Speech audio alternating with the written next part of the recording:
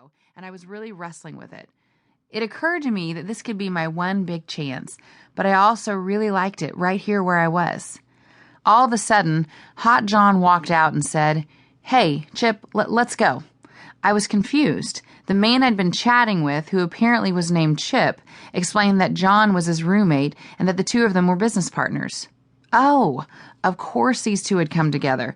I was still completely embarrassed about my initial encounter with Hot John. But I said, "Hi," and then thankfully this Chip went right back to our conversation as Hot John took a seat and joined in. Chip asked me about New York and what I wanted to do and how long my dad had owned the shop and what it was I loved about Waco. He asked about my sisters and my family in general and what I'd done at Baylor and if I'd known a few communication majors he'd run around with at school. I told y'all he was chatty. Somehow none of these questions seemed intrusive or strange to me at the time, which is funny because thinking back I find them particularly telling. At the time, it was just like talking with an old friend. John finally stood up and this baseball cap-wearing customer that John had introduced as Chip followed. "Well, nice talking to you," he said. "Nice talking to you, too," I replied, and that was it. I went back inside. The guys in the shop wanted to know what I thought about Hot John, and I just laughed. "Sorry, guys, I don't think it's going to work out." The next day, I came back for my lunch break to find a note on my desk. "Chip Gaines called. Call him back." I thought, oh, well, that must be the guy I met yesterday. So I called him. I honestly thought he was going to ask me about getting a better price on his brakes or something, but instead he said, "Hey, I really enjoyed our conversation yesterday. I was wondering, you want to go out sometime?" And for some reason, I said okay, just like that, without any hesitation. It wasn't like me at all. When I hung up the phone, I went, what in the world just happened? So you said okay immediately? I don't remember it like that. That's fun. No reservations. I must have been good looking. What Chip didn't know was I didn't even give myself time to have reservations. Something told me to just go for it. Cute, Joey. This story makes me love you all over again. My parents were out of town that week, but I remember calling to tell them. I'm going on a date with a customer that was getting his brakes done. I met him yesterday. I guess it's unusual for a 23-year-old to call her parents and tell them she's going on a date, but it was normal for me. I was extremely close to my parents, and I was just excited to tell them.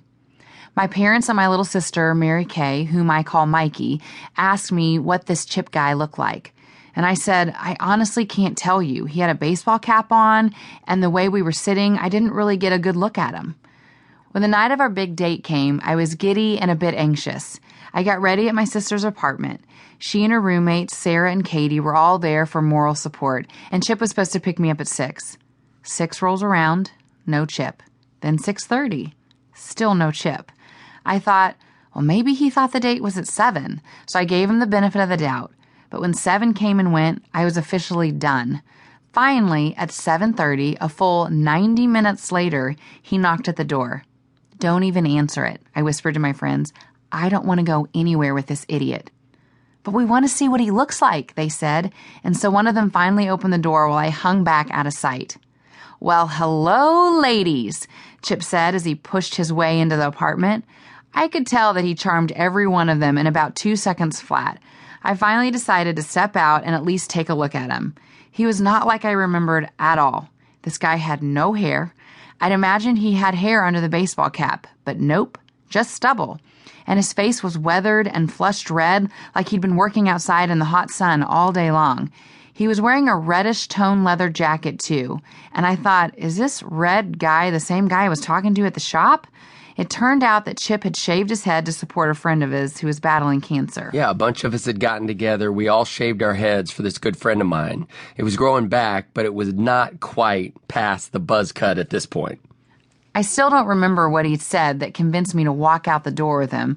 He didn't even have a plan for our date. He said, "So, Joanna, where do you want to go eat?" He didn't even apologize for being late either. He had so much confidence. I don't know. I can't explain it. Only Chip can be an hour and a half late and have no one mad about it. I wasn't an hour and a half late. She's making that up. I was like maybe 15 or 20 minutes late max. Chip was an hour and a half late to everything. If I'd known that then, maybe I wouldn't have taken it personally. Well, I think you're wrong about that. You're definitely cute, though, and you do have me on the no plans thing. That was bad. I don't even know what I was thinking. I just never had any plans. I liked the way things were when they would work themselves.